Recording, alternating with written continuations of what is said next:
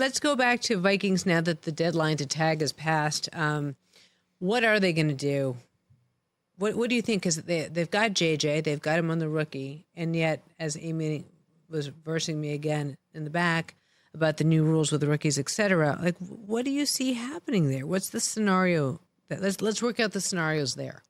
Well, let's start with just where JJ's at.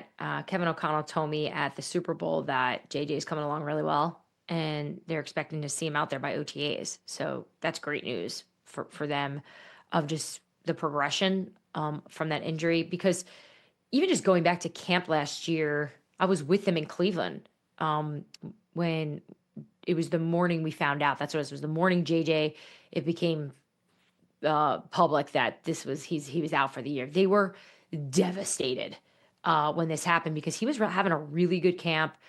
Kevin was spending tons of time with him, teaching him the playbook. And in terms of his ability to comprehend it at this level already for such a young guy, he was doing a really good job. So everything I heard about him in Minnesota was really great, which is, obviously good for them, a team that really wanted to keep Kirk Cousins, and, they made a decision to let him walk. Look, I think Daniel Jones is a real option. I think this is something that they're going to wind up discussing. And like we've been talking about here, about trying to get Sam to come back. But what's that number, right? I mean, 25? Sam's not going to come back for 25. Someone's going to give him more money than that. You have to figure. But let's just say Sam, let's just talk about the situation we're talking about where people are comfortable. He knows Kevin O'Connell got the best version of him. Why wouldn't you consider that if it can continue to make you more money and put you in a position to win? It makes sense. I mean, if I'm Jimmy Sexton, I'm at least considering that Jimmy Sexton's probably not considering that because it's less money, but for the well-being of Sam Darnold, it's got to be on the table. Otherwise, you got to figure that the Raiders are going to dip on that. I don't get the sense the Giants are in on him.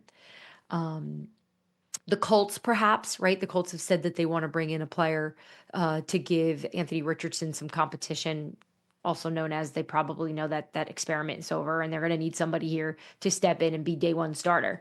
So yeah, Minnesota has to feel good about their scenario for them to make these decisions. And by the way, I've never sensed panic from them.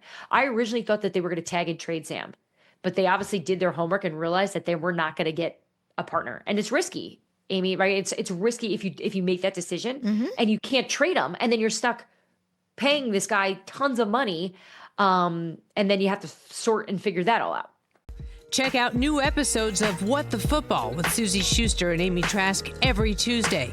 Watch us on the Rich Eisen Show YouTube page or follow and listen wherever you get your podcasts.